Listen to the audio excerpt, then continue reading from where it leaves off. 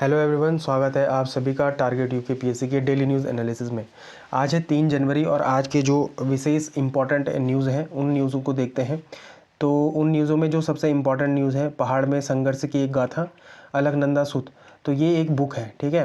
तो ये एक इम्पॉर्टेंट है, इसके बारे में देखेंगे। ये प्री के एस्पेक्ट से बड़ी इंपॉर्टेंट है। ये हमारे यूके पीएससी के प्री एज वेल एज जो हमारा यूके ट्रिपल एससी है, अधीनस्थ चयन सेवा आयोग, उसमें के लिए बड़ा इंपॉर्टेंट है, ठीक है। फिर जो शहरी विकास शासन और मानव पशु संघर्ष है, इसमें हम देखेंगे जो हमारे स्ट्रीट डॉग्स होते हैं उनके लिए हाई कोर्ट ने एक बात कही है, उसको देखेंगे। और ये हम जीएस पेपर 5 से भी रिलेट कर सकते हैं और हमारे प्री के एस्पेक्ट से भी इम्पॉर्टेंट है। इवन ये इंटरव्यू के एस्पेक्ट से भी बड़ा इंपॉर्टेंट है, ठीक है। तो ये देखेंगे। फिर है तीसरी जो न्यूज़ है वो है भारत में वन्यजीव संरक्षण की चुनौतियाँ। देखो, एक तरफ तो ह्यूमन वाइल्ड लाइफ कॉन्फ्लिक्ट होती है जिसमें ह्यूमंस को अपनी जान गंवानी पड़ती है। दूसरी ओर बाघों की संख्या भी क्या हो रही है, लगातार कम हो रही है। किस वजह से? तो लोग उनका क्या कर रहे हैं, लगातार शिकार कर रहे हैं। तो चाहिए उत्तराखंड के एस्पेक्ट से, वहाँ भी इम्पॉर्टेंट है। और इकोलॉजी इन्वायरमेंट पेपर 3 के एस्पेक्ट से देखेंगे तो वहाँ पर भी इम्पॉर्टेंट है। और प्री के एस्पेक्ट से तो ये मोस्ट इंपॉर्टेंट क्वेश्चन बन सकते हैं यहाँ से, ठीक है। फिर जो एक 5वीं न्यूज़ है वो है कि युवा क्रेडिट कार्ड और ईएमआई पर क्या हो रहे हैं, ईएमआई पर ज़्यादा निर्भर हो रहे हैं। तो यहाँ पर हम देखेंगे कि कैसे एक टाइम था जब कर्ज को दूसरे के एहसानों के तले दबा हुआ समझा जाता था, है ना, माना जाता था। और अब कैसे जो हमारी नई पीढ़ी है वो ईएमआई की ओर लगातार दौड़ती हुई और अट्रैक्ट होती हुई चली जा रही है। फिर साइंस एंड टेक में ये 3 न्यूज़ हैं, ये बड़ा इंपॉर्टेंट है। ये तीनों न्यूज़ जैसे पहली अंडर वाटर रेल सुरंग कहाँ पर बनने जा रही है, असम में बनने जा रही है, ठीक है। यही हम इस न्यूज़ को हम कनेक्ट करेंगे उत्तराखंड के जो हमारा ऋषिकेश, ठीक है, ऋषिकेश और जो हमारा कर्णप्रयाग, ठीक है, जो रेल मार्ग बन रहा है, हम उसको इससे कनेक्ट करके देखेंगे कि इसके कौन से कॉन्सिक्वेंसेस हो सकते हैं, ठीक। एक ये इंपॉर्टेंट न्यूज़ है, ये वन लाइनर न्यूज़ है कि पेरू में मधुमक्खियों को कानूनी मान्यता मिली है, ठीक है। और लैंटाना जो हमारा ग्रास होता है जंगल में, वो एक आक्रामक विदेशी प्रजाति होती है। तो इसके बारे में भी देखेंगे। ये पेपर 3 और प्री के एस्पेक्ट से क्या है, इंपॉर्टेंट है। फिर आज के मैपी न्यूज़ में ताइवान को देखेंगे। और आज का जो हम ऑर्गेनाइजेशन देख रहे हैं, इसमें हम रीजनल ऑर्गेनाइजेशन को देख रहे थे, तो आज हम उसमें बात करेंगे ब्रिक्स की, ठीक है। आज के वन लाइनर न्यूज़ में आज कुछ भी इंपॉर्टेंट था नहीं, वो हम यहीं पर डिस्कस कर लेंगे इन 3 न्यूज़ों को, तो ये इंपॉर्टेंट हो जाता है। तो आगे बढ़ते हैं। सबसे पहले आपको क्या करना है, टेलीग्राम पे जाना है, टारगेट यूके पीएससी को सर्च करना है, आपको ये आइकन मिलेगा, आपको ये क्या कर देना है, ज्वाइन कर लेना है, ठीक है। यहाँ पर क्या होगा कि फ्यूचर में, अभी तो कुछ नहीं हो पा रहा है इसमें इंटरेस्टिंग, लेकिन आने वाले फ्यूचर में संभवतः जब इसमें 100+ लोग जुड़ जाएंगे तो यहाँ पर मैं क्या करूँगा कि इन्फोग्राफी शेयर करूँगा, ठीक है। इन्फोग्राफी क्या होती है कि इंपॉर्टेंट जो कटआउट्स होते हैं वहाँ से 1-1, 2-2 नंबर सीधे हमको देखने को मिलते हैं हमारे एग्जाम्स में, वो बड़ा इंपॉर्टेंट। और वो मेरे भी एग्ज़ाम में जब तैयारी करता था तो वहाँ पर मैं भी ज़्यादा फोकस इन्फोग्राफी पे करता था, ठीक है। तो ये इंपॉर्टेंट है। आगे बढ़ने से पहले मैं इन लोगों का एक तो धन्यवाद करना चाहूँगा कि ये मेरे द्वारा बनाए गए प्रश्नों का आंसर दे रहे हैं। क्योंकि देखो होता क्या है, मैं इतने मेहनत से क्वेश्चन बनाता हूँ, अगर उसका कोई आंसर देगा नहीं तो उसका कोई औचित्य बचा ही नहीं रहता, ठीक है। तो मैं आयुष कर्णवाल जी को एक बार दोबारा से धन्यवाद कहना चाहता हूँ। और एक बार ये सविता पाटिल हैं, इन्होंने भी कल पार्टिसिपेट करा, और अंजलि जी ने भी यहाँ पर क्या करा, पार्टिसिपेट करा। इन्होंने तो बहुत ही अच्छी ट्रिक भी बताई है कि ईरान की जो बाउंड्रीज होती हैं उनको हम याद करने की ट्रिक देखो क्या है कि ईरान पटाती, ठीक है। तो ये बड़ा अच्छा एक एक्रोनियम है। हमारे समाज में ऐसी चीज़ें बहुत देखने को मिलती है, पर अगर हम इन सब चीज़ों से याद कर पाए, देखो ईरान की बाउंड्री किन किस से टच होती है, तो पटाती, P for Pakistan, A for Afghanistan, T for Turkmenistan, फिर आती मतलब, फिर A for Azerbaijan, A for Armenia, तुर्की और इराक। तो ये बहुत ही अच्छी ट्रिक इन्होंने बना के भेजी है, तो इनका भी मैं धन्यवाद करना चाहूँगा। बाकी आप दोनों लोगों का जो ऊपर ये जिनके कमेंट है उनका भी धन्यवाद करना चाहूँगा। और मैं चाहता हूँ कि इसमें लोग ज़्यादा से ज़्यादा पार्टिसिपेट करें, क्योंकि मैं बहुत ही मेहनत से क्वेश्चन बनाता हूँ, ठीक है। और ये क्लास 1 बजे आने का सबसे बड़ा कारण यही है कि बहुत सारा टाइपिंग का काम होता है, तो वो मैं खुद ही करता हूँ, ठीक है। ऐसा कुछ है नहीं कि मेरे पास बहुत कुछ है, लेकिन सिंपल सा एक लैपटॉप है, उसमें बस लगातार टाइपिंग होती रहती है आप लोगों के लिए। तो इन लोगों का मैं धन्यवाद करना चाहता हूँ, और मैं चाहता हूँ कि और लोग भी इसमें क्या करें, पार्टिसिपेट करें। तो सबसे पहले देखेंगे हम येस्टरडे प्रैक्टिस क्वेश्चन। सबसे पहला क्वेश्चन था कि उत्तराखंड में जो नई वन स्क्रैप नीति है, इसके संदर्भ में निम्नलिखित कथनों पर विचार करें। पहला था निजी वाहनों पर मोटायन कर ठीक है। मोटरयान कर 25% की छूट दी जाएगी, तो ये सही है। कॉमर्शियल वाहनों पे 50% नहीं था तो कितना था, 15% की छूट दी जाएगी, तो बी ऑप्शन क्या है, गलत है। तीसरा है BS1 और BS2 के श्रेणी वाले वाहनों पर जो टैक्स है उसको सबसे सर्वाधिक छूट मिलेगी 50% की, तो ये भी सही है। और चौथा है कि यह छूट तभी अनुमान्य होगी जब पुराना वाहन स्क्रैप करने के समान श्रेणी का नया वाहन खरीदना होगा, मतलब वही वाहन उसी श्रेणी का वाहन खरीदना होगा। तो इसमें कौन सा ऑप्शन सही है, 1 ऑप्शन सही है, 3 ऑप्शन सही है और 4 ऑप्शन सही है। तो 1, 3, 4 इसका सही ऑप्शन हो जाएगा। ये एक अच्छा विकल्प, मतलब ये एक इसका सही आंसर था, ठीक है। फिर दूसरा यहाँ पर जो अभी बता रहा था ना मैं, ये इनका नाम किनका, आयुष कर्णवाल, इन्होंने यहाँ पर इसका बहुत ही बेहतरीन आंसर दिया था, किसका, GST काउंसिल का, ठीक है। तो GST काउंसिल के संदर्भ में निम्नलिखित कथनों पर विचार करें। यह संविधान के 279A के तहत गठित एक संवैधानिक निकाय है, तो ये ऑप्शन सही है। 101वां संविधान संशोधन, ठीक है, तो ये इंपॉर्टेंट है। यह भारत का प्रधानमंत्री इस परिषद का अध्यक्ष नहीं होता, बल्कि कौन होता है, हमारा फॉरेन सेक्रेटरी वो होते हैं, जो हमारे वित्त मंत्री होते हैं, वो इसके क्या होते हैं, अध्यक्ष होते हैं। किसी भी निर्णय के लिए केंद्र सरकार का मत कितना होता है, 1/3 होता है, और जो राज्य सरकार का मत होता है वो 2/3 होता है, तो ये इंपॉर्टेंट है, ठीक है। तो ये भी सही है, तो इसका सही आंसर क्या हो जाएगा, 1 और 3, तो इसका बी ऑप्शन क्या हो जाएगा, सही हो जाएगा। फिर आगे देखते हैं बिम्स्टेक के बारे में क्वेश्चन था कि इस संगठन का स्थायी सचिवालय कहाँ पर है, ढाका बांग्लादेश में स्थित है, ये सही है। और मालदीव और पाकिस्तान इसके क्या है, सदस्य नहीं है, सार्क के सदस्य हैं ये, ठीक है, लेकिन ये किसके नहीं है, बिम्स्टेक के सदस्य नहीं है, ठीक है। तो इसका क्या हो जाएगा, ए ऑप्शन केवल सही हो जाएगा, ठीक है। फिर वन लाइनर आज कोई न्यूज़ थी नहीं, ठीक है, वो हम आगे कवर कर देंगे। फिर यहाँ पर उत्तराखंड की न्यूज़, तो देखो अब आज इंपॉर्टेंट जो न्यूज़ है उसमें सबसे पहले इंपॉर्टेंट न्यूज़ क्या है कि योजना क्या है, तो आवारा कुत्तों के लिए डॉग शेल्टर और नई SOP। देखो ऐसे टर्म्स अगर आपको याद रहेंगे ना तो आपके मेंस में बड़ा इंपॉर्टेंट हो जाता है। SOP मतलब होता है स्टैंडर्ड ऑपरेटिंग प्रोसीजर, ठीक है, प्रोसीजर, तो ये इंपॉर्टेंट है, ठीक है। लक्षित जिले कौन है, तो इसमें 4 मैदानी जिलों को लक्ष्य किया गया है जहाँ पर कुत्तों की आबादी क्या हो रही है, लगातार बढ़ने को मिल रही है। पहला है देहरादून, दूसरा है हरिद्वार, तीसरा उधम सिंह नगर और चौथा है नैनीताल। इसकी नोडल विभाग कौन है, देखो ग्रामीण क्षेत्रों में शहरी क्षेत्रों में शहरी विकास विभाग देखेगा और ग्रामीण क्षेत्रों में पंचायती राज विभाग इसको देखेगा। इसका प्रशासनिक संरचना कौन है, तो व्यवस्था की निगरानी के लिए मुख्य सचिव, चीफ सेक्रेटरी की अध्यक्षता में एक राज्य स्तरीय जिला अधिकारी DM की अध्यक्षता में एक जिला स्तरीय समिति क्या बनेगी यहाँ पर, ठीक है। पायलट प्रोजेक्ट क्या है, तो डॉग फीडिंग पॉइंट है, ठीक है, की शुरुआत देहरादून नगर निगम के किशन नगर वार्ड में की गई है, तो ये इंपॉर्टेंट है। फिर मुख्य परीक्षा आप मतलब जो अब हमारा मेंस है वहाँ पर आप किससे कनेक्ट कर सकते हैं, तो गवर्नेंस एंड सोशल इश्यू से इसको क्या कर सकते हैं, GS पेपर 2 से क्या कर सकते हैं, रिलेट कर सकते हैं। पहला शहरीकरण की चुनौतियाँ क्या क्या हैं, तो एक चुनौती तो ये भी है कि आवारा पशुओं की समस्या अनियंत्रित शहरीकरण का एक बड़ा मुद्दा है। आप इसे जब आप अर्बन मैनेजमेंट का क्या करेंगे, आंसर लिख रहे होंगे तो आप वहाँ पर दिखाएंगे कि कैसे सरकार डॉग फीडिंग पॉइंट और शेल्टर होम के जरिए इस समस्या का क्या कर रही है, निस्तारण कर रही है, इस समस्या को सुलझा रही है। फिर न्यायिक सक्रियता का भी एक यहाँ पर आपको अच्छा एग्जाम्पल देखने को मिलता है कि यह कदम सुप्रीम कोर्ट के निर्देशों के पालन में उठाया गया है। यह दिखाता है कि न्यायपालिका के आदेश एग्जीक्यूटिव की नीतियों को क्या देते हैं, एक शेप देते हैं, एक आकार देते हैं, तो यहाँ पर इंपॉर्टेंट है। फिर स्वास्थ्य प्रबंधन में भी आप इसको क्या कर सकते हैं, कोड कर सकते हैं कि एंटी रेबीज वैक्सीन की उपलब्धता और नसबंदी, मतलब ABC प्रोग्राम पर जोड़ दिया गया है जो सार्वजनिक स्वास्थ्य का एक हिस्सा है, तो ये भी इंपॉर्टेंट है। फिर आप इसको आपदा प्रबंधन और सुरक्षा से भी क्या कर सकते हैं, रिलेट कर सकते हैं कि कैसे सड़क दुर्घटनाओं को कम करने के लिए यह पहल की गई है।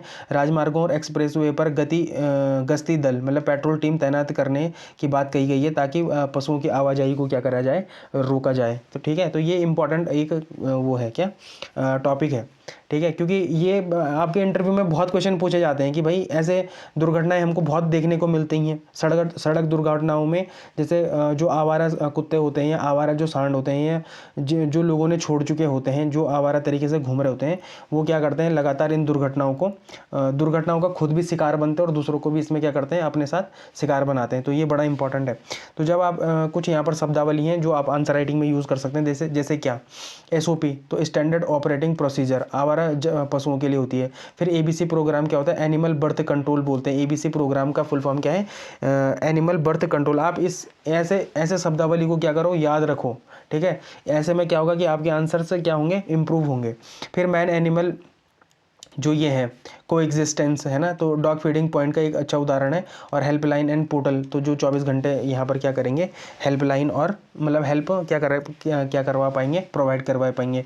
ये ई गवर्नेंस का भी क्या है, एक अच्छा एग्जाम्पल है। तो आप इसको वहाँ पर भी कोड कर सकते हैं मतलब, ठीक है। फिर पहाड़ों के संघर्ष की गाथा अलकनंदा सुत, तो ये एक बड़ा ही इंपॉर्टेंट आपके प्री के एस्पेक्ट से ये क्वेश्चन बन सकता है यहाँ से, लिटरेचर और कल्चर से। प्रीलिम्स के लिए क्या तथ्य है, तो देखो पुस्तक और लेखक कौन है, तो पुस्तक का नाम क्या है, अलकनंदा सुत एक उपन्यास है, और लेखिका कौन है, अर्चना पैन्यूली है, ठीक है। ये क्यों विशेष है, तो ये डेनमार्क में रहती हैं, प्रवासी क्या है, लेखिका है। तो पिछली प्रसिद्ध कीर्ति क्या थी, इनकी पिछली प्रसिद्ध कीर्ति वेयर डू आई बिलोंग वैश्विक स्तर पर चर्चित और पुरस्कृत हो भी चुकी है ये पुस्तक, ठीक है। तो ये मेंस में कैसा आपके लिए इंपॉर्टेंट है, तो उत्तराखंड का साहित्य सबसे इंपॉर्टेंट, उत्तराखंड के साहित्य में समकालीन महिला लेखिकाओं का योगदान बताएं। जब ऐसा क्वेश्चन आएगा तो आप किनका उदाहरण दे सकते हैं, अर्चना पैन्यूली का एग्जाम्पल आप दे सकते हैं, और उनकी जो पुस्तक है अलकनंदा सुत, तो वहाँ पर भी इसका क्या कर सकते हैं, एग्जाम्पल दे सकते हैं।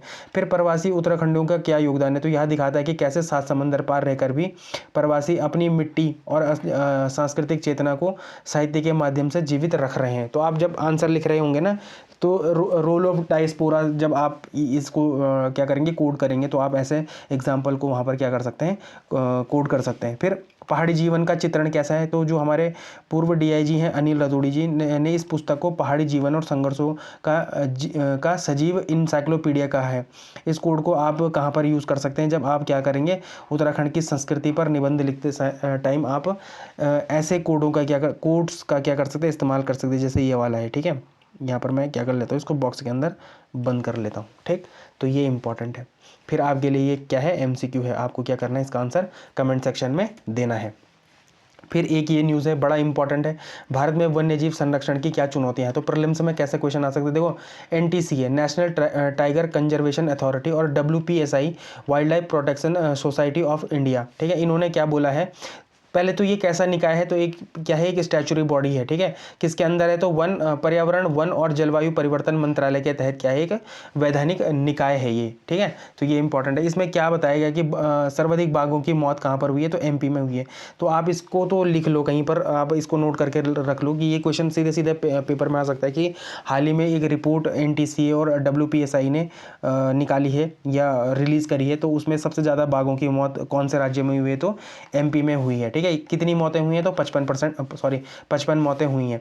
उत्तराखंड में भी ये डेटा जरूरी क्यों है, देखो उत्तराखंड में, तो इसमें उत्तराखंड में 6 और यूपी में 4 मौतें हुई हैं, किनकी, बाघों की। 2025 में इस रिपोर्ट में उत्तराखंड में बाघों की कितनी मौतें और शिकार हुई है मामले, तो आप इसको क्या कर सकते हैं, कोड कर सकते हैं। ट्रेंड क्या है कि बाघों के शिकार में दोगुनी वृद्धि हुई है, जहां 2024 में 26 शिकार हुए थे, वहीं 2025 में कितने शिकार हो चुके हैं, 51 शिकार हो चुके हैं।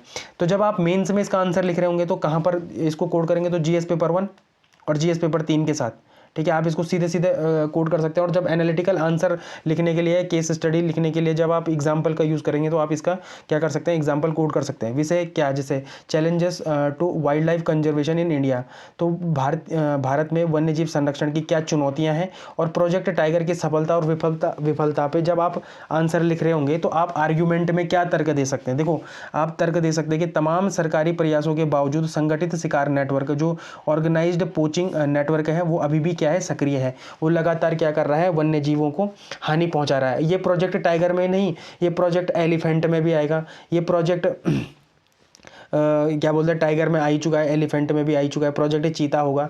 तो आप ऐसे एग्जांपल्स क्या कर सकते हैं, कोड्स कर सकते हैं, कहीं पे भी कर सकते हैं, मतलब ये एवरग्रीन आंसर के एक फॉर्मेट बन जाएगा आपके लिए, ठीक है। फिर यहाँ पर मानव वन्यजीव संघर्ष वर्सेस शिकार, तो 50% मौतों का कारण पता नहीं चल पाता, लेकिन शिकार एक बड़ा कारण बनकर उभरा है। यह दर्शाता है कि केवल प्राकृतिक मौतें ही नहीं, बल्कि सुरक्षा की चूक भी यहाँ पर क्या हो रही है, देखने को मिल रही है। तो जब आप आर्ग्यूमेंट में तर्क देंगे ना, तो आप इन तर्कों को क्या कर लो, नोट करके रख लो, ये बड़ा इंपॉर्टेंट हो जाता है। फिर उत्तराखंड के संदर्भ में क्यों इंपॉर्टेंट है, देखो उत्तराखंड के संदर्भ में इसलिए इंपॉर्टेंट है कि उत्तराखंड में कॉर्बेट और राजाजी जैसे प्रमुख टाइगर रिजर्व हैं, जो यहाँ बाघों के डेंसिटी, घनत्व दुनिया में सबसे ज़्यादा है यहाँ पर, कहाँ पर, उत्तराखंड में। इसलिए शिकार की थोड़ी सी भी घटना उत्तराखंड की जैव विविधता, बायोडाइवर्सिटी और टूरिज्म पर क्या करेगी, गंभीर चिंता का विषय बन सकती है। तो ये आपके लिए इंपॉर्टेंट यहाँ पर भी हो जाता है, ठीक है। तो ये आपके लिए एमसीक्यू है, आप इसका आंसर क्या कर सकते हैं, कमेंट सेक्शन में इसका आंसर दें। और मैं चाहता हूँ ये कि दें आप इसका आंसर, ठीक है। मैं बड़ी मुश्किल से आपके लिए क्या बना रहा हूँ, क्वेश्चन से बना रहा हूँ, तो थोड़ा सा मुझे ऐसा भी तो लगना चाहिए कि मेरे द्वारा बनाए गए क्वेश्चंस से आपको कुछ फ़ायदा हो रहा है, ठीक है। ये फिर लेंटाना आक्रामक विदेशी प्रजाति, तो ये भी पता है आपको, लेंटाना झाड़ी आपने देखी होगी, है ना। तो प्रजाति का नाम क्या है, लेंटाना। ये एक विदेशी आक्रामक खरपतवार है, ठीक है। ये ऊंचाई मतलब इसका जो एल्टीट्यूड है वो उसमें क्या है कि शोध के अनुसार अब यह 200 मीटर की ऊंचाई तक फैल चुका है। पहले यह निचले इलाकों में तक ही क्या था, सीमित था। तो ये आपको क्या दिखाता है, क्लाइमेट चेंज का भी इस पर क्या हो रहा है, असर हो रहा है। इसमें शोध किसने कराया, तो इसका यह खुलासा कुमाऊं विश्वविद्यालय के शोध से हुआ है। और जो बर्गली है, हाँ बर्गली जो प्रोफेसर है हमारे SS बर्गली और उनकी टीम ने ये क्या कर रखा है, शोध किया हुआ है। फिर समाधान क्या है कि रसायनों से इसे खत्म नहीं किया जा सकता, इसका वैज्ञानिक प्रबंधन ही रास्ता है। जैसे इसका उपयोग जैव ईंधन में, बायोफ्यूल में करना, या हस्तशिल्प, फर्नीचर क्राफ्ट में, या खाद बनाने के लिए करना। देखो वैसे मुझे ये बात बोलनी तो नहीं चाहिए, लेकिन मैं आपको एक बात बताता हूँ। मेरे एक दोस्त है, वो क्या है, IIP में है, ठीक है, इंडियन इंस्टीट्यूट ऑफ पेट्रोलियम में है, ठीक है। तो उसका प्रोजेक्ट ही लेंटाना है, और वो क्या कर रहा है, वो अभी इस पर एक्सपेरिमेंट्स कर रहा है कि लेंटाना से कैसे बायोफ्यूल बनाया जाए, ठीक है। तो मुझे बड़ी खुशी हुई जैसे ही मैंने इसको देखा, तो मैंने एक क्लिप उसे भी भेजी, ठीक है। तो वो मुझे कह रहा था कि जल्द ही मेरा नाम देखना कि इसमें आएगा कि कैसे लेंटाना से बायोफ्यूल बनाया जा सकता है। तो मैं बड़ा खुश हुआ, ठीक है। तो मेरा एक दोस्त क्या है, साइंटिस्ट भी है, ठीक है, तो वो इस पर काम कर रहा है, ठीक है। तो यहाँ पर फिर क्या है, मुख्य परीक्षा मेंस की दृष्टि से आप इसको क्या कर सकते हैं, ज्योग्राफी और साइंस से क्या कर सकते हैं, रिलेट कर सकते हैं। GS पेपर 3 और GS पेपर 3 और GS पेपर 1 से आप क्या कर सकते हैं, इसको रिलेट कर सकते हैं। कैसे कि जैव विविधता का ह्रास ये क्या करता है, लॉस ऑफ बायोडाइवर्सिटी करता है। यह एक आक्रामक विदेशी प्रजाति है। यह सामान्यतः वनस्पति से 6 से 14 गुना तेजी से बढ़ती है। इतने तेजी से तो मेरे सब्सक्राइबर नहीं बढ़ रहे हैं जितने तेजी से ये क्या बोल रहा है, लेंटाना बढ़ रहा है, ठीक है। और स्थानीय पौधों को ये पनपने नहीं देता। वैज्ञानिक कारण क्या है कि इसकी पत्तियों से निकलने वाला रसायन जमीन पर गिरकर दूसरे बीजों के अंकुरण को रोकता है। इस प्रक्रिया को क्या कहते हैं, एलियोपैथी कहते हैं। देखो इस टर्म को आप लिख लो कि एलियोपैथी क्या होता है। एलियोपैथी यही होता है कि जब क्या करता है, कोई पौधा उगता है ना, तो वो अपनी पत्तियों से क्या करता है, एक रसायन छोड़ता है। जब वो रसायन छोड़ता है तो वो दूसरे प्रजाति को क्या नहीं देता, उगने नहीं देता। तो इसे ही क्या कहते हैं, एलियोपैथी कहते हैं। तो इस आपको आप क्या कर लो, इस टर्म को कहीं पर लिख लो, ठीक है। ये बड़ा इंपॉर्टेंट टर्म है, ठीक है। फिर फॉरेस्ट फायर का भी एक कारण है। लेंटाना ज्वलनशील ईंधन की मोटी परत बना देता है। गर्मियों में जब इसमें आग लगती है तो यह बहुत तेज़ी से फैलती है। इसको रोकना मुश्किल हो जाता है और उत्तराखंड में बार बार आग लगने के कारण कहीं ना कहीं यही है, ठीक है। फिर मानव वन्य जीव संघर्ष करते तो लेंटाना का क्या बनता है, बहुत बड़ी बड़ी झाड़ियाँ बन जाती हैं। तो जब वहाँ पर झाड़ियाँ बन जाती है तो वहाँ पर लेपर्ड्स हो गया, उनके लिए क्या बन जाता है, एक हैबिटेट बन जाता है, ठीक है। उनके लिए क्या बन जाता है, घर बन जाता है। तो ये क्या करते हैं, फिर इंसानों पे आसानी से हमला भी कर लेते हैं। फिर पहाड़ी अर्थव्यवस्था का और पलायन में क्या है, तो देखो चारा संकट, इससे घास खत्म हो जाती है और जो पशुपालन है उसको क्या होता है, पशुपालन मुश्किल हो जाता है इस ऐसे में, ठीक है। फिर महिलाओं के लिए श्रम, चारा और लकड़ी लाने के लिए महिलाओं को जंगल में दूर दूर जाना पड़ता है, क्योंकि ये इसने तो क्या कर दिया, बाकी प्रजातियों को क्या कर दिया, ख़त्म कर दिया इस वजह से। फिर कृषि या खेतों के मेड़ों और प्रति भूमि पर कब्जा कर रहा है, और जिससे खेती योग्य भूमि भी क्या हो रही है, खेती योग्य भूमि भी क्या हो रही है, हमारी कम हो रही है। तो ये आपके पास एक क्वेश्चन है, ये एक शानदार क्वेश्चन है। आप इसका क्या कर सकते हैं, कमेंट सेक्शन में आंसर कर सकते हैं, ठीक है। अब बढ़ते हैं हम नेशनल और इंटरनेशनल न्यूज़ की तरफ।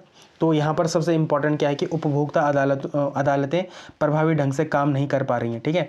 तो इसमें क्या हुआ कि GS पेपर 2 आप क्या कर सकते हैं, पॉलिटी एंड गवर्नेंस से इसको क्या कर सकते हैं, रिलेट कर सकते हैं। विषय वहाँ पर क्या होगा, सांविधिक विनियामक और अर्ध न्यायिक जो हमारे निकाय हैं वहाँ पर से आप इसको कनेक्ट कर सकते हैं। तो उपभोक्ता अदालत हैं जो ये क्या है, अर्ध न्यायिक निकाय हैं।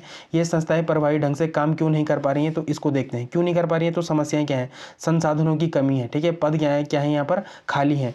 तो पद खालियों के कारण शासन व्यवस्था क्या हो चुकी है, यहाँ की कमज़ोर हो चुकी है, ठीक है। तो एक तो ये है। दूसरा आप यहाँ पर क्या कर सकते हैं कि इसमें कंज्यूमर प्रोटेक्शन एक्ट 2019 का जिक्र, देखो आपको ये भी याद होना चाहिए कि कंज्यूमर प्रोटेक्शन एक्ट कब का है, 2019 है। और इसकी जो धारा क्या है 38 सब क्लॉज 7 है के तहत 3 महीनों में क्या होना चाहिए, फैसले का प्रावधान किया जाना चाहिए। लेकिन जब वहाँ पर क्या है, पद खाली हैं, वैकेंसीज बहुत ज़्यादा, मतलब वहाँ पर वैकेंट हैं चीज़ें, संसाधनों की कमी है, तो क्या हो जाता है कि जो हमारे न्याय होते हैं वो क्या होते हैं, लगातार ऐड हो रहे हैं उसमें, पर उसका कोई भी निस्तारण नहीं हो पा रहा है। ठीक है, फिर जब आप इसको सामाजिक न्याय से देखें, सोशल जस्टिस से देखें, तो justice delayed in justice denied की बात यहाँ पर कही गई है। तो ये क्या है, एक क्लासिकल एग्जांपल है कि 90 दिन का मामला 6 महीने तक कैसे खिंच सकता है। तो जब भी आप मेंस में आंसर दें, तो जब भी आप न्यायपालिका में देरी या पेंडेंसी ऑफ केसेस पर आंसर लिख रहे हो, तो आप क्या कर सकते हैं, इस डेटा को कोड कर सकते हैं। ठीक है, फिर देश भर में उपभोक्ता अदालतों में 5.5 लाख से अधिक मामले क्या हो चुके हैं, मतलब लंबित हो चुके हैं। ठीक है, जब आप ऐसे भी लिख रहे हो, तो भारत में उपभोक्ता अधिकार और जागरूकता पे भी आप लिख सकते हैं। मतलब जब आप आंसर लिख रहे हो, तो आप इस पॉइंट को वहाँ पर क्या कर सकते हैं, हेडिंग बना सकते हैं। ठीक है, फिर भारतीय न्यायिक प्रणाली में क्या चुनौतियाँ हैं, तो आप इसका क्या कर सकते हैं, इसको कोड कर सकते हैं। देरी से न्याय नहीं है, तो ये भी एक क्या है, एक अच्छी लाइन है आपके ऐसे के लिए। ठीक है, फिर मुख्य तथ्य और आपको जो नोट, मतलब जो आपके लिए इंपॉर्टेंट है यार, फैक्ट्स फॉर नोट्स। ठीक है, तो कानूनी प्रावधान, तो उपभोक्ता संरक्षण अधिनियम कब का है, 2019 का है, और उसकी जो धारा है 38 सब क्लॉज 7, तो इसमें क्या बताया गया है कि विरोधी पक्ष को नोटिस मिलने के 3 महीने के भीतर या लैब टेस्टिंग होने के 5 महीने के भीतर मामला का क्या होना चाहिए, निपटारा अनिवार्य होना चाहिए। ठीक है, वास्तविकता क्या है कि ये 3 से क्या हो रहा है, कभी कभी ये 6 साल भी लग जाते हैं इसमें। कारण क्या है कि पीठासीन अधिकारियों के पद क्या है यहाँ पर खाली हैं, और यहाँ पर क्या है, संसाधनों की कमी है। फिर आपके लिए MCQ है, आप इसका क्या कर सकते हैं, कमेंट सेक्शन में आंसर कर सकते हैं। फिर युवा क्रेडिट कार्ड और EMI पर निर्भर, तो ये मुझे एक सबसे अच्छी न्यूज़ लगी, और ये आंखें खोलने वाली न्यूज़ है। ठीक है, तो आप पेपर 4 पेपर 4 तो नहीं होगा, पेपर 3 होगा ये, इकोनॉमिक्स एंड सोशल डेवलपमेंट से आप इसको क्या कर सकते हैं, कनेक्ट कर सकते हैं। उपभोक्ता पैटर्न के बदलाव क्या हैं, तो पहले लोग केवल आपात स्थिति के लिए ही लोन लेते थे, अब जीवन शैली के लिए ही ले रहे हैं। यह दर्शाता है कि भारतीय समाज बचत आधारित से उपभोक्ता आधारित हो रहा है। तो आप जब भी आंसर लिखें ना कि बचत आधारित से, भारतीय समाज बचत आधारित से उपभोक्ता आधारित हो रहा है, तो आप वहाँ पर क्या कर सकते हैं, EMI और कर्ज का जिक्र भी कर सकते हैं। जो Tier 2 और जो Tier 3 शहर हैं, जैसे क्या है, Tier 2 शहर के हैं, जैसे लखनऊ हो गया, इंदौर हो गया, और उत्तराखंड के संदर्भ में जैसे देहरादून, हल्द्वानी हो गया, तो इसमें क्या है, कर्ज की मांग लगातार बढ़ रही है। यह विकेंद्रीकृत विकास, डिसेंट्रलाइज्ड डेवलपमेंट का एक क्या है, संकेत है। ठीक है, फिर फिनटेक और डिजिटलीकरण, देखो फिनटेक क्या होता है, फाइनेंस फॉर टेक्नोलॉजी, मतलब फाइनेंस इन टेक्नोलॉजी। ठीक है, तो क्या होता है कि स्मार्टफोन और सस्ते डेटा के कारण वित्तीय सेवाओं तक पहुंच बढ़ी है। यह फाइनेंशियल इंक्लूजन और डिजिटल इंडिया की सफलता का एक उदाहरण तो है, पर साथ साथ एक क्या है, नुकसान भी है कि लोग लगातार EMI में फ़ोन ले रहे हैं। लोग मतलब जैसे अच्छे ब्रांड्स के जो फ़ोन होते हैं, उनको लोग क्या करते हैं, EMI में लेना पसंद करते हैं, even if they are not that much capable. ठीक है, तो तब भी लोग ले लेते हैं। कोई बात नहीं, सब अपना अपना है भाई, कोई बात नहीं, इसमें किसी को क्या ही बोलना। फिर GS पेपर 1 में हिस्ट्री, कल्चर एंड सोसाइटी में भी आप इसको क्या कर सकते हैं, जोड़ सकते हैं। सामाजिक मानसिकता के में बदलाव हो रहा है। पहले कर्ज लेना एक सामाजिक बुराई या मजबूरी माना जाता था, लेकिन अब इसे क्या बोल दिया गया कि वित्तीय प्रबंधन का एक हिस्सा माना जाता है। यह सामाजिक मूल्यों में परिवर्तन का एक उदाहरण है, तो आप इसको भी क्या कर सकते हैं, कोड कर सकते हैं। फिर जेंडर गैप, तो रिपोर्ट में एक महत्वपूर्ण डेटा बताया गया है कि क्या महिलाएं 27% कर्ज लेते समय परिवार को प्राथमिकता देती हैं, जबकि पुरुष दोस्तों या सलाहकारों से बात करते हैं। देखो, तो ये कितनी गंभीर बात है कि जब महिलाएं क्या लेती हैं, कर्ज लेती हैं, तो वो किससे संपर्क करती हैं, मतलब किसको प्राथमिकता में रखती है, परिवार को प्राथमिकता में रखती है। लेकिन पुरुष दोस्त जो होते हैं वो EMI क्यों लेते हैं, वो सलाहकारों से, मतलब अपने दोस्त या सलाहकारों से बात करके ही क्या लेते हैं, EMI लेते हैं, है ना। तो ये एक इंपॉर्टेंट है, यह महिला के निर्णय लेने की प्रक्रिया और परिवार में उनकी भूमिका का क्या है, एक अच्छा एग्जाम्पल है। तो आप इसको भी क्या कर सकते हैं, कोड कर सकते हैं। फिर ऐसे में भी आप बता सकते हैं कि जैसे भारत में डिजिटल क्रांति बदलती भारतीय अर्थव्यवस्था में मध्य वर्ग और उपभोक्तावाद, मतलब लाभ हानि, और भारत में स्टार्टअप और Tier 2 शहर। तो जब आप आंसर लिख रहे हो, तो आप क्या कर सकते हैं, इन डेटा को भी वहाँ पर पुट कर सकते हैं। फिर आपके लिए क्वेश्चन है MCQ, आप इसका क्या कर सकते हैं, आंसर दे सकते हैं। अब एक ये क्या है, एक प्री का क्वेश्चन है कि पहली अंडर वाटर रेल सुरंग कहाँ पर बनने जा रही है। तो यह भारत की पहली अंडर वाटर रेल सुरंग है। नोट देखो, या देखो, एक पहले हमने कोलकाता में भी सुनी थी, लेकिन वो क्या थी, अंडर वाटर मेट्रो थी, ठीक है, इसको आप याद रखना। और कौन से स्थान में बनने जा रही है, तो असम के ब्रह्मपुत्र नदी के नीचे बनेगी। कनेक्टिविटी क्या है, तो यह गोहपुर मतलब उत्तरी तट और नुमालीगढ़ मतलब दक्षिणी तट को जोड़ेगी। लंबाई क्या होगी कि सुरंग की कुल लंबाई लगभग कितनी है, 15.6 किलोमीटर होगी। और गहराई क्या होगी, तो ये नदी तल से लगभग 32 मीटर क्या होगी, नीचे बनेगी। तो आप इसको मेंस में कहाँ से कनेक्ट करेंगे, तो GS paper 3 science and technology से आप इसको कनेक्ट करेंगे कि इंजीनियर चमत्कार और आपदा प्रबंधन। यहाँ सुरंग सिस्मिक जोन 5 में बनाई जा रही है। देखो उत्तराखंड का भी जो भी सिस्मिक जोन है वो क्या है, 4 और 5 में ही है। ठीक है, तो इसको हम सीधे सीधे कहाँ से कनेक्ट कर देते हैं, उत्तराखंड से कनेक्ट कर देते हैं। अब उत्तराखंड भी जोन 4 और 5 में आता है। ऋषिकेश कर्णप्रयाग रेल लाइन भी टनलिंग का उदाहरण है। भारत अब हिमालय क्षेत्रों में जटिल टनलिंग तकनीक मतलब टीबीएम टनल बोरिंग मशीन में महारत हासिल कर रहा है। तो ये इम्पॉर्टेंट है। ठीक है, फिर paper 3 internal security and international relation, ये पेपर 2 है। ठीक है, वहाँ पर भी आप इसको क्या कर सकते हैं, कोड कर सकते हैं कि सामरिक महत्व क्या है इनका। तो जैसे यह सुरंग अरुणाचल प्रदेश और चीन सीमा के निकट है, तो सैन्य लाभ भी इसमें मिलेगा। यह भारतीय सेना के लिए भारी मशीनरी टैंक सैनिकों की साल भर आवाजाही सुनिश्चित करेगा। विश्लेषण क्या है, तो चीन सीमा पर बुनियादी ढांचे का विकास भारत की रक्षा रणनीति का मुख्य हिस्सा है। यह उत्तराखंड, लिपुलेख, माणापास और अरुणाचल प्रदेश के लिए समान रूप से लागू होती है। तो ये इंपॉर्टेंट है, मतलब हमारी आंतरिक सुरक्षा के लिए बहुत इंपॉर्टेंट है ऐसी टनल्स। फिर जीएस पेपर 3 इकोनॉमिक डेवलपमेंट से आप इसको कैसे कनेक्ट करेंगे, तो एक्ट ईस्ट पॉलिसी है। यह परियोजना एक्ट ईस्ट नीति के तहत एक लाइफलाइन बनेगी। और पेट्रोलियम परिवहन के लिए क्या है, जैसे यह नुमालीगढ़ रिफाइनरी के पास है, इससे पेट्रोलियम उत्पादों का परिवहन आसान होगा। तो ये इम्पॉर्टेंट है। ठीक है, फिर एक वन लाइनर न्यूज़ और भी है प्री के एस्पेक्ट से इंपॉर्टेंट है कि पेरू में मधुमक्खियों को कानूनी मान्यता। तो कौन सा देश है, पेरू है। क्या है कीट, तो बिना डंक वाली मधुमक्खी यह क्या करती है, अमेजोन वर्षा वन में मिलती है। ठीक है, क्या फैसला लिया है, तो दुनिया में पहली ऐसी कीट जिसे इंसान के समान क्या मिला है, कानूनी सुरक्षा मिला है, तो वो कौन है, पेरू की मधुमक्खी है। तो ये इंपॉर्टेंट है, मतलब ये वन लाइनर फैक्ट में कभी भी आपके पेपर में आ सकता है। ठीक है, तो आज हम रीजनल ऑर्गेनाइजेशन में देखते हैं ब्रिक्स को। ठीक है, ब्रिक्स को देखते हैं। तो देखो ब्रिक्स क्या है, ब्रिक्स एक अंतर सरकारी संगठन है। इसकी शुरुआत 2006 में ब्रिक्स से हुई थी। देखो पहले ब्रिक्स नहीं था, नाम ब्रिक था। ठीक है, फिर 2010 में क्या होता है कि दक्षिण अफ्रीका के शामिल होने के बाद इसका नाम क्या हो जाता है, ब्रिक्स हो जाता है। तो जो ब्रिक्स शब्द था वो 2001 में किसने दिया है, जिम ओ नील ने दिया है। ये यूकेपीएससी में प्रीवियस ईयर क्वेश्चन भी है। ठीक है, तो ये इंपॉर्टेंट है। इसके सदस्य देश कौन है, तो देखो वर्तमान में इसके 2 श्रेणियां में बांट दिया गया है। जो संस्थापक देश हैं, पुराने 5 सदस्य कौन है, ब्राज़ील है, रशिया है, इंडिया है, चाइना है और साउथ अफ्रीका है। ठीक है, जो नए देश हैं वो कौन है, मतलब ब्रिक्स प्लस विस्तार कब से हुआ है, 1 जनवरी 2024 से हुआ है। और 2023 के जोहान्सबर्ग शिखर सम्मेलन में 6 देशों को आमंत्रित किया गया था। इसमें से 4 क्या हुए, पूर्ण सदस्य बन चुके हैं। तो वो कौन है, मिस्र है, इथोपिया है, ईरान है और यूएई है। अब इसमें एक नोट है, क्या है, अर्जेंटीना ने की बात हुई थी लेकिन अर्जेंटीना ने इसमें शामिल होने से मना कर दिया। अब क्यों हुआ होगा, क्योंकि जो ब्रिक्स है ना, ये पश्चिमी देशों का जो संगठन है, जैसे G7 हो गया, उनका ही क्या है, एक उनको क्या करने के लिए, उनका मतलब संतुलन बनाने के लिए ये ब्रिक्स बना हुआ है। तो कहीं ना कहीं इसमें अमेरिका का दबाव भी देखने को मिल सकता है आपको, क्योंकि इसमें अर्जेंटीना शामिल नहीं हुआ है। ठीक है, तो ये इंपॉर्टेंट है। फिर सऊदी अरेबिया ने भी अभी कोई अंतिम पुष्टि नहीं करी। देखो सऊदी अरेबिया में भी क्या है, अमेरिका का बहुत ज़्यादा इन्फ्लुएंस है। सऊदी अरेबिया में क्या है, अमेरिका के बेस हैं, एयर बेसेस हैं, सैनिक अड्डे हैं। ठीक है, तो ये देखो कि कैसे विदेश नीति आपके आंतरिक मामलों में भी हस्तक्षेप करती है। यहाँ पर आपको यहाँ पर देखने को मिल रहा है। ठीक है, तो ये इम्पॉर्टेंट है। फिर इसके की पॉइंट्स क्या है कि ब्रिक्स का मुख्य लक्ष्य पश्चिमी देशों में जैसे G7 और अमेरिका के प्रभुत्व को संतुलित करना और एक बहुध्रुवीय मल्टीपोलर विश्व व्यवस्था बनाना है।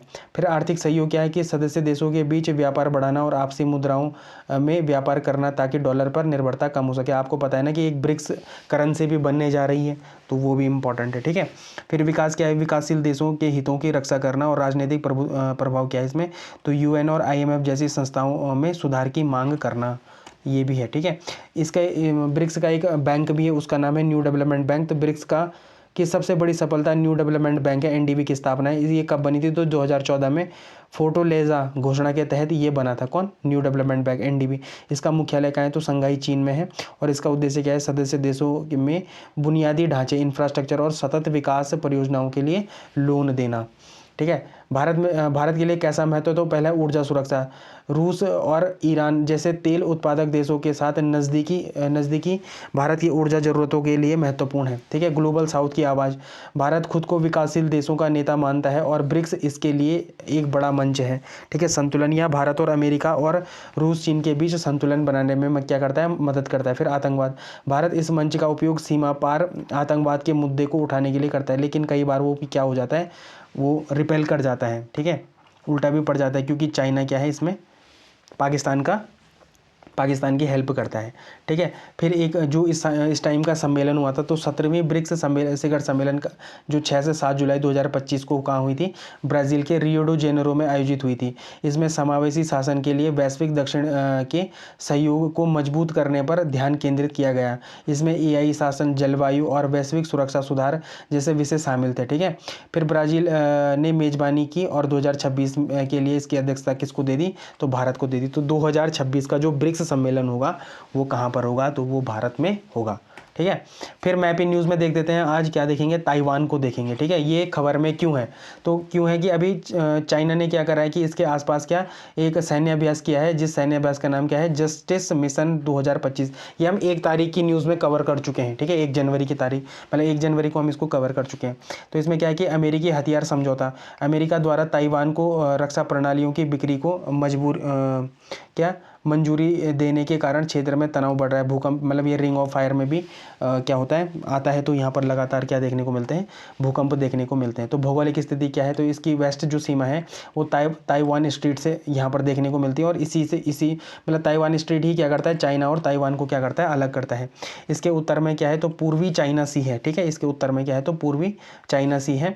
इसके पूर्व में क्या है, तो फिलीपीन सागर है। ठीक है ना, इसके उस पूर्व में क्या है, तो फिलीपीन सागर और पैसिफिक ओशन है। ठीक है। दक्षिण में क्या है, तो लुजोन जलडमरू मध्य है, लुजोन स्ट्रीट है। ठीक है। तो जो लुजोन स्ट्रीट है वो और जो बासी स्ट्रीट है, बासी चैनल भी है इसके नीचे। ठीक है, वो किन दोनों को अलग करता है, तो वो फिलीपींस और ताइवान को क्या करता है, अलग करता है। इसकी अक्षांशीय स्थिति क्या है, तो 23.5 डिग्री नॉर्थ में है। ठीक है, जैसे कर्क रेखा भारत के मध्य से होकर गुजरती है, वैसे ही ताइवान के भी मध्य से होकर कौन गुजरता है, कर्क रेखा गुजरती है। इसमें कुछ प्रमुख द्वीप और जल संधियाँ भी, जैसे किनमैन और मात्स्यू, ये ताइवान ये द्वीपीय नियंत्रण चाइना और इसके बीच में मतलब काफ़ी करीब हैं ये। ठीक है, और इन दोनों में इस वजह से भी कई बार लड़ाई देखने को मिलती है। फिर पेनागू द्वीप समूह, ये ताइवान जलडमरू मध्य में स्थित है। देखो ये है पेनागू आइलैंड सॉरी। ठीक है। फिर मियाको जलडमरू मध्य, तो ताइवान के उत्तर पूर्व में यहाँ है ये मियाको। ठीक है, तो ये ताइवान और जापान को क्या करता है, अलग करता है। फिर रणनीतिक महत्व क्या है, तो फर्स्ट आइलैंड चेन है ये। ठीक है, तो क्या है यहाँ पर, ताइवान फर्स्ट आइलैंड चेन का एक महत्वपूर्ण हिस्सा है। यह एक सुरक्षा पंक्ति है जो अमेरिकी विदेश नीति के लिए प्रशांत महासागर में चीन के प्रभाव को रोकने को देखो, ये जैसे ये लाइन है ना, फर्स्ट आयरलैंड चेन, तो फर्स्ट आयरलैंड चेन ना, आप इसको मेंस में बहुत इंपॉर्टेंटली कोड कर सकते हैं कि चाइना को कैसे सप्रेस किया जा सकता है। तो इसमें आप उसको भी, इस लाइन को क्या कर सकते हैं, इस लाइन को क्या कर सकते हैं, कोड कर सकते हैं। तो ये इंपॉर्टेंट है। फिर सेमीकंडक्टर हब, तो ताइवान दुनिया का 60% से अधिक सेमीकंडक्टर और 90% से अधिक उन्नत चिप का उत्पादन करता है। इसमें इसकी क्या है, महारत भी है। तो इसको सिलिकॉन शील्ड भी कहते हैं इसके उत्पादन के लिए। ठीक है। फिर व्यापारिक मार्ग भी है यहाँ पर, तो दुनिया का लगभग 40 से 50% कंटेनर व्यापार ताइवान जलडमरू मध्य से होकर ही जाता है। तो ये इंपॉर्टेंट है। फिर इसकी राजधानी कहाँ है, ताइपे है। ठीक है, ये इसकी राजधानी है ताइपे। ठीक, इंपॉर्टेंट। जो यहाँ पर सबसे ऊंची चोटी है वो कौन है, तो वो है ये यूशान है। ठीक है, ये यहाँ पर है। ठीक है, और पड़ोसी देश में पश्चिम में चीन है, पूर्व में जापान है, और फिर नीचे क्या है, फिलीपींस है। तो आज का लेक्चर इतना ही है। आई होप आपको अच्छा लगा होगा। अगर आपको अच्छा लगा है तो लाइक, शेयर, सब्सक्राइब, कमेंट ज़रूर करें। धन्यवाद।